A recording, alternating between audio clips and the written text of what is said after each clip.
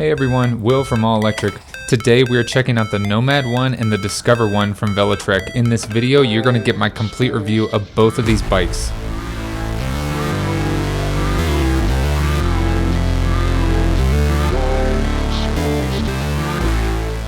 Now first I want to say I love the paint color, this bright yellow. Now on the left hand side you get these beautiful hand grips that are super comfortable to ride. I love those type of hand grips. Front brake, a bell, and of course your power and pedal assist shifter, if you want to call it that. So you can go up to pedal assist 5. If you hold the plus button, it turns on the front headlight, which is integrated to the battery and actually pretty bright, which I do like.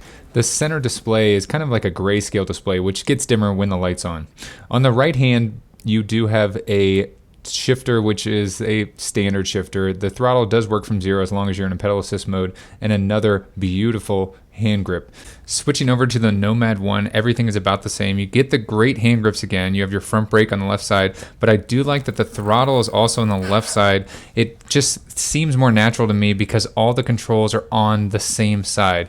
It's the same grayscale screen. Everything about this is really the same. You hold the plus button and it turns on the front headlight, but you do not have a rear rack or a rear tail light. So just something to keep in mind on this fat tire e-bike. You do have a fender, but no rear rack, no rear tail light. Going over to the right hand side, you do have your shifter. It's a little bit different, same great hand grip and the rear brake. The shifter I think is a little bit smoother. You use your thumb and index finger. It's just a little bit nicer shifter. It's kind of tucked away underneath the handlebar. Really like that one. And again, your rear brake. So this e-bike is much beefier. This big fat tire, it's a little bit heavier, but I would say the styling on this e-bike matches the same other Discover one. I think that they are doing such a great job designing their e-bikes here with the integrated battery. The battery on this Nomad one and the Discover one is the same color as the frame, so I love seeing that. It's just a beautifully designed e-bike.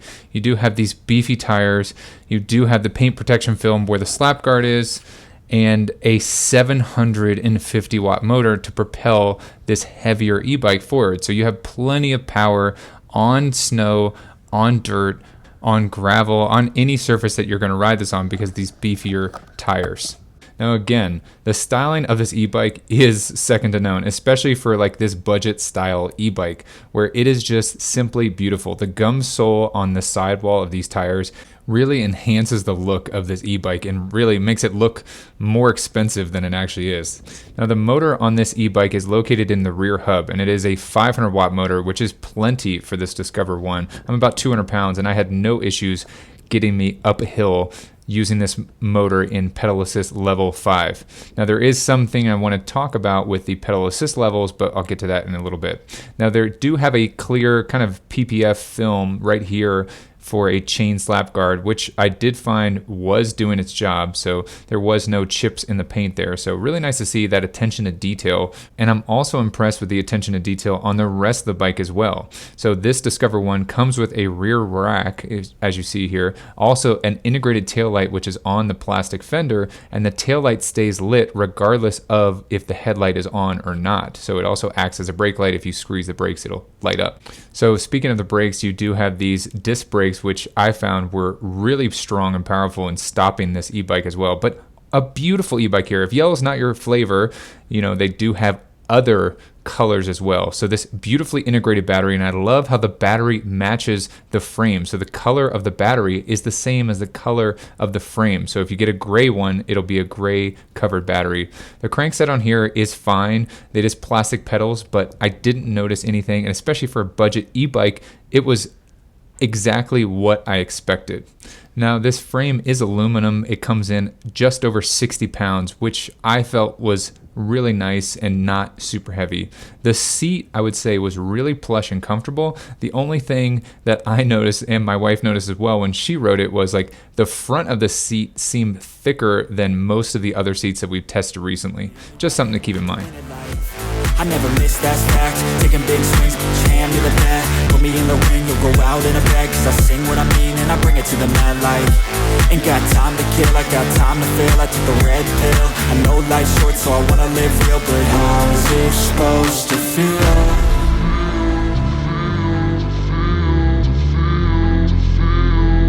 How's it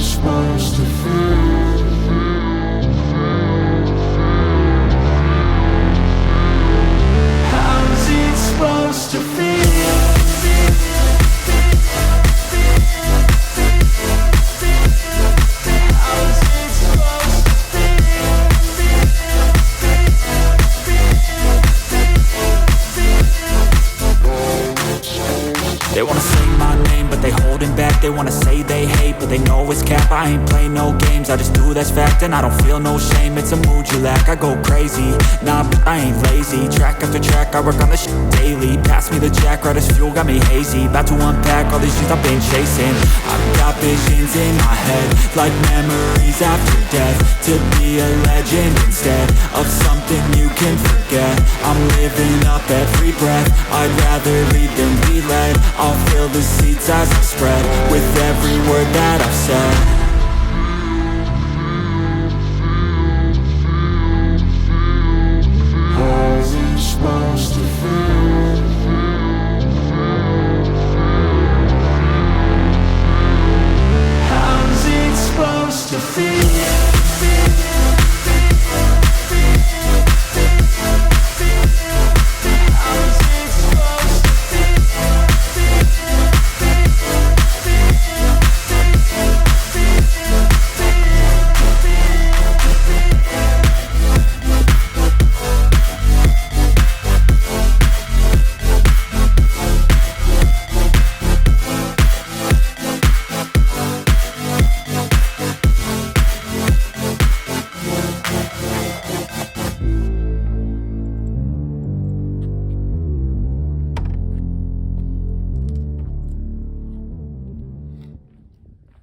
Now, one of the annoying things or different things about this e-bike for me is the pedal assist modes and the throttle. So if you're in pedal assist mode 1 and you try to use the throttle, it only goes up to 8 miles per hour. So you have to go up to pedal assist number 5 if you want the full use of the throttle. Now, I think they did that for a safety feature, and definitely if you're new to e-bikes, you won't notice any difference. If you want more power, just go up in the pedal assist level and your throttle will adjust accordingly. But since I've ridden a lot of different e-bikes, most e-bikes will just have a full throttle. So you get full power of the throttle whenever you want it, regardless of the pedal assist level.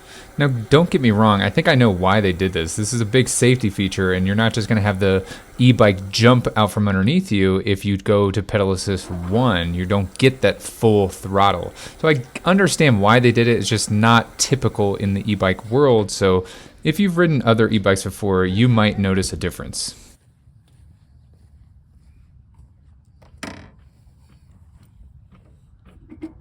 Like most e-bikes at this price point, it does operate on a cadence sensor, meaning when you start pedaling, the cadence sensor will kick in and give power to the motor if you're in a pedal assist mode.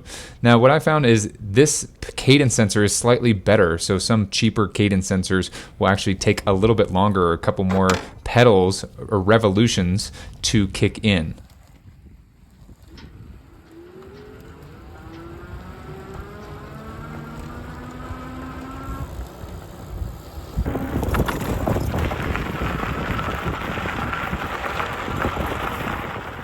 Now, while cadence sensors aren't necessarily the best, torque sensors are definitely better, which measures the amount of force that you put onto the pedal. This cadence sensor still is pretty good, considering this is still falls under a budget e-bikes. Now, these wider tires and this 500 watt motor make for a fantastic ride on this Discover 1. And on the Nomad one, the ride gets even better because of the 750 watt motor and the fat tires. So it's just that much more cushiony. Now, with an aluminum frame, this is a lighter than average e-bike, so this comes in about 63 pounds. Now, this is definitely not the lightest e-bike. Still, the lightest e-bike I have tested was the Solterra, and that is from Aventon, but I would say that this feels really nice and feels very similar to, let's say, the Aventon Level or the Pace 500, but regardless, this is a really high quality e-bike that I am really impressed with. Now, this still does fall under the budget e-bike. This is just over $1,000, and I think this is a really good price point for an e-bike like this. And if you're looking for an e-bike to use as a commuter, or if you just want to get outside more, this is still going to be a really nice e-bike for you.